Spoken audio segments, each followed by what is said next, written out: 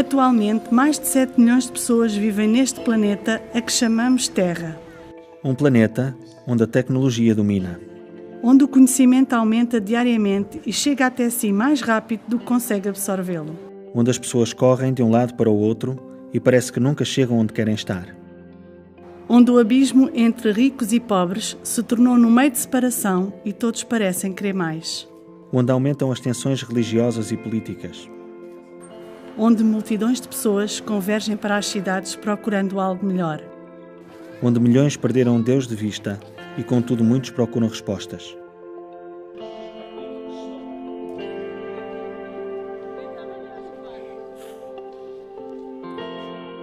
Quando Jesus olhou para as multidões, sentiu compaixão por elas. Hoje, ele ainda olha com compaixão. E Ele está a olhar através de nós. Aceitaremos o seu convite para partilhar o seu amor com as multidões que não o conhecem? Jesus chamou-nos para fazermos discípulos. Chamou-nos para levar a sua mensagem de esperança a cada nação e povo. Durante mais de 150 anos, os adventistas do sétimo dia têm partilhado a esperança na breve volta de Jesus. E Deus tem-nos abençoado. A sua obra continua a avançar em muitas áreas do mundo. No entanto, algumas continuam a ser desafios missionários e em algumas áreas os desafios parecem estar a crescer. Em 1900, os adventistas começaram a responder a este chamado de partilhar o Evangelho com o mundo fora da América do Norte. Nesse ano, 68% dos obreiros evangelísticos da Igreja trabalhavam na América do Norte. 30 anos mais tarde, 77% trabalhavam fora da América do Norte. Esta mudança exigiu um grande uso dos fundos e um esforço constante para manter o foco na missão. Naquela altura, se perguntássemos aos cristãos em geral onde eram os campos missionários, provavelmente teriam dito que eram em África, na América Central e do Sul e nas Ilhas das Caraíbas. De volta ao lar, os missionários partilhavam as suas histórias sobre a vida e o trabalho no campo missionário e muitas vezes falavam em reuniões campais e igrejas e escreviam livros sobre as suas experiências. Hoje o mundo mudou, assim como a Igreja Adventista. O que foi outrora uma igreja estabelecida principalmente na América do Norte é atualmente uma igreja mundial. Se olharmos para a forma como o número de membros da Igreja Adventista tem mudado, podemos ver onde é que a Igreja tem crescido e onde tem ainda desafios. Nestes mapas, as cores mais escuras representam as áreas com muitos adventistas em comparação com a população. As áreas mais claras mostram onde há poucos adventistas em comparação com a população local. Outra forma de falar disto é que esta é uma área com grandes desafios missionários. Atualmente, a Igreja tem crescido de forma tremenda em áreas do mundo que antes eram consideradas os principais campos missionários, como é o caso do sul da África, da América do Sul e da América Central. Talvez esteja na hora de responderem ao chamado de Deus e enviarem mais obreiros e ofertas missionárias para as zonas do mundo que ainda não foram alcançadas. E eles estão a ser chamados a orar pelas pessoas dessas áreas. É que passou a ser conhecida como Janela 1040. A janela 1040 é uma designação que usamos para descrever um território. Essencialmente, é uma janela situada 10 graus a norte do Equador, em baixo, e em cima 40 graus a norte do Equador. E esta janela estende-se desde o noroeste de África, ao longo do Médio Oriente e até à Ásia. É o principal foco da missão adventista, porque a maioria da população vive ali. É aqui que temos cerca de metade das maiores cidades do mundo. You have almost half of the major cities of the world there. You have people who are living. Temos pessoas pobres e ricas. Temos pessoas com antecedentes religiosos totalmente diferentes do cristianismo. Não é apenas onde está a maioria da população mundial, mas também onde há menos cristãos. Portanto, é por isso que a janela 1040 é ainda o principal foco da missão adventista holística. A janela 1040 continua a ser um tremendo desafio para a missão da Igreja Adventista do Sétimo Dia. Algumas pessoas podem dizer que há 20 anos que lhe temos vindo a dar destaque, e isso é verdade. E foram estabelecidas milhares de novas congregações nessa janela. Mas, quando temos em consideração a população e o seu crescimento, é difícil acompanhar esse ritmo.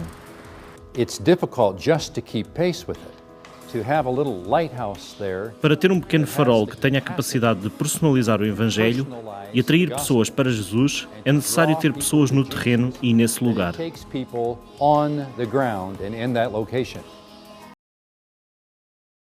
É por isso que instituir novas igrejas ou estabelecer novos grupos de crentes é uma qualidade essencial do plano de crescimento da igreja. Apesar dos desafios, os adventistas têm estado a trabalhar por todo o mundo. Se retrocedermos alguns anos, na cidade de Bangkok, vemos um projeto que partilhou a mensagem de Deus de uma forma única. Bangkok é uma cidade que representa a janela 1040 muito bem. Com milhares de pessoas, barulho, caos e os diferentes sistemas. As pessoas sabem para onde vão e o que estão a fazer. Cory Goodwin foi obreiro voluntário em Bangkok. Como ele é um artista, decidiu usar os seus talentos no bairro onde vivia.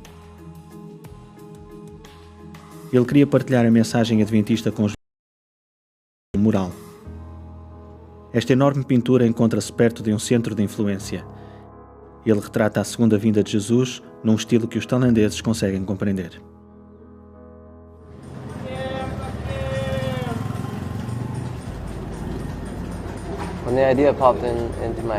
Quando a ideia me surgiu na cabeça, devias fazer um mural, aqui nesta rua. Eu não sabia realmente em que é que me estava a meter. Queria apenas fazer algo colorido, algo que dignificasse a rua, mas acabou por se tornar neste mural enorme de 3 andares, sobre a segunda vinda.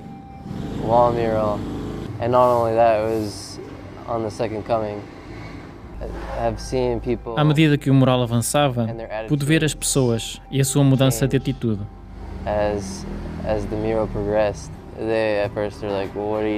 Primeiro perguntavam, o que é que estás a fazer? Estavam um pouco céticas, mas à medida que viram, com os seus próprios olhos, o mural a progredir, começaram a ser mais positivas e motivadoras. Agora, esta comunidade beneficia desta bela mensagem na parede.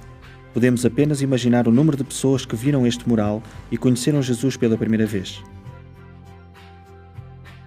Deus está a chamar-nos para usarmos métodos criativos para alcançar as pessoas na janela 1040. Temos muitas formas de tentar fazer as coisas de maneira diferente.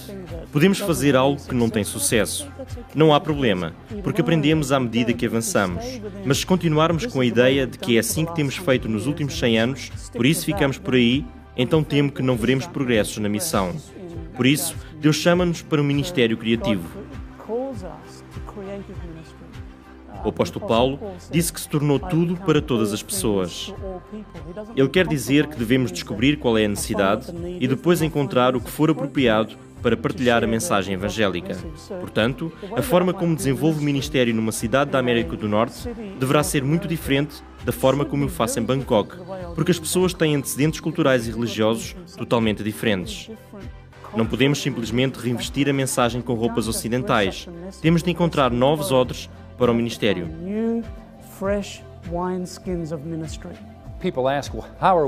As pessoas perguntam como é que vamos entrar na janela 1040, em particular nas grandes áreas urbanas, cidades onde nunca tivemos sequer uma presença. Como é que vamos fazer isso? E sabemos isso por causa de determinadas religiões mundiais que existem onde alguns dos nossos métodos não vão ser eficazes. Já os experimentámos lá e, para além de serem perigosos, provavelmente não são rentáveis. É muito interessante porque Ellen White é muito clara em relação ao facto de que nós temos de nos centrar no uso do método de Cristo. Na janela 1040, temos uma oportunidade fantástica para dar início ao que chamamos de centros de influência. Estes centros são ministérios holísticos baseados no método de Cristo.